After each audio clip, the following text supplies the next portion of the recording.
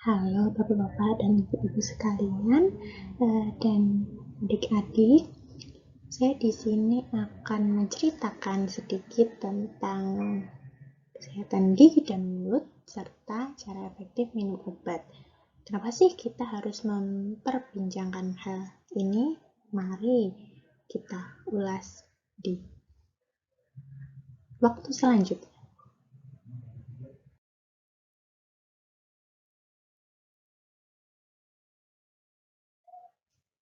Ngomong-ngomong soal kesehatan gigi dan mulut, kenapa sih kita biasa mendengarkan wacana harus membersihkan gigi kita dengan sikat gigi 2 kali sehari? Kita akan tahu jawabannya. Jadi, karang gigi itu terbentuk secara terus-menerus. Nah, sisa makanan yang menempel di gigi tanpa dibersihkan dapat menjadi sarang dari kuman yang perlahan-lahan merusak dan membuat gigi berlubang. Sisa makanan ini dapat menjadi karang gigi yang lama-kelamaan menjadi keras dan sulit dihilangkan dengan sikat gigi dan harus pergi ke dokter. Nah, untuk yang mempunyai masalah bau mulut saat memakai masker jadi tidak nyaman. Nah, bau mulut ini berasal dari sisa makanan yang tidak dibersihkan. Sisa makanan yang mengendap di dalam mulut dan bercampur dengan bakteri menghasilkan bau tidak sedap seperti belerang. Nah, saat sikat gigi dan lidah bersih dari sisa makanan tersebut sehingga bakteri dan tidak dapat menjadi bau mulut dan bau mulut pun akan terkurangi. Yang ketiga yakni gusi menjadi sehat. Gusi sehat bertanda warnanya pink dan tidak berdarah tiba-tiba atau saat sikat gigi. Nah, apabila ada bakteri yang mengendap di mulut karena sisa makanan akan menyebabkan radang atau bengkak pada gusi, sehingga perlu sekali untuk menyikat gigi secara teratur 2 kali sehari agar sisa-sisa makanan tidak menjadi karang gigi, bau mulut, dan gusi menjadi sehat.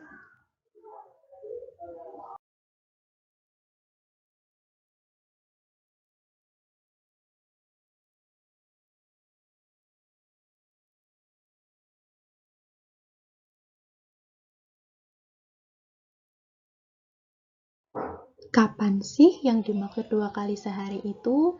Nah, 2 kali sehari itu yaitu sikat gigi setelah sarapan atau makan pagi dan sebelum tidur. Bagaimana kalau kita sudah terlanjur punya karang gigi? Nah, karang gigi ini tidak bisa dibersihkan dengan hanya menggunakan sikat gigi. Kita perlu datang ke dokter gigi untuk dibersihkan karang giginya dengan alat khusus. Bagaimana sih bila kita mengalami sakit gigi di masa pandemi ini? Kebanyakan klinik itu dibatasi untuk penanganan masalah gigi. Nah, tetapi tindakan di klinik atau rumah sakit itu tetap melayani sakit gigi yang darurat dan tidak tertahankan. Misal, bila sakit gigi sudah 2 hari, kemudian setelah diberikan obat pereda rasa sakit, paracetamol atau ibuprofen, itu tetap masih terasa sakit, dapat mengunjungi klinik dan rumah sakit. Nanti akan diberikan tindakan lebih lanjut.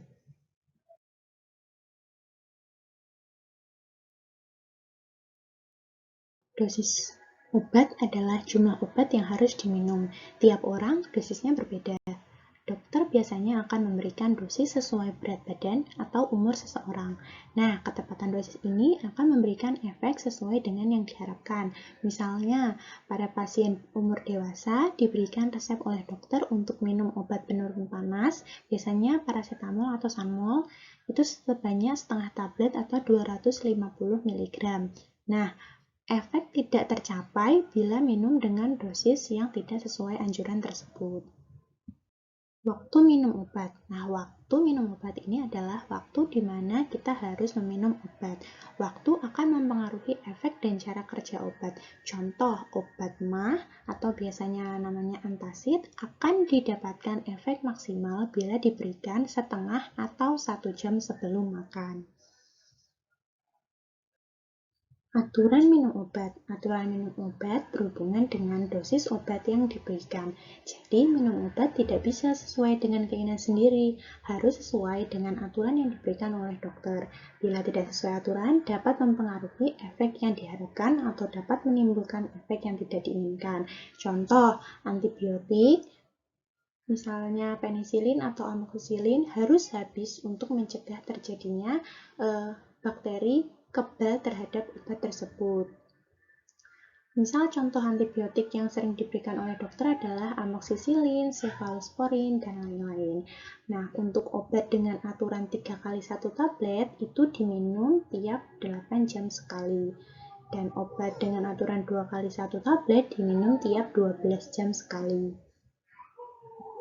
Jadi Bapak, Ibu, dan adik-adik kalau misalkan dapat resep obat dengan aturan minum 3 kali sehari, itu diminum tiap 8 jam sekali, bukan pagi, siang, dan malam, tetapi minum tablet pertama itu pukul 7, kemudian minum tablet kedua itu pukul 15 atau jam 3 sore, minum tablet ketiga adalah jam 11 malam atau jam 23.00. Interaksi obat dengan makanan. Interaksi antara obat dengan makanan akan mempengaruhi kerja obat. Yang pertama, misalkan minum obat antibiotika tidak boleh dengan susu karena efeknya akan tidak maksimal. Kemudian makanan tinggi lemak seperti kentang goreng, martabak manis, ayam goreng cepat saji, donat, dan gorengan. Obat alergi sebaiknya dikonsumsi 15 menit sebelum makan makanan tinggi lemak tersebut. Obat diabetes atau penyakit gula diminum setengah jam sebelum makan. Kemudian, perlukah suplemen vitamin dikonsumsi setiap hari? Seperti halnya ketika pandemi, banyak sekali orang yang tiba-tiba membeli vitamin C, stok banyak di rumah, seperti itu. Perlu tidak sih sebenarnya? Nah, berdasarkan WHO, itu vitamin C yang dibutuhkan didasarkan pada usia. Misalnya, bayi 6 bulan itu hanya butuh vitamin C sebanyak 40 mg.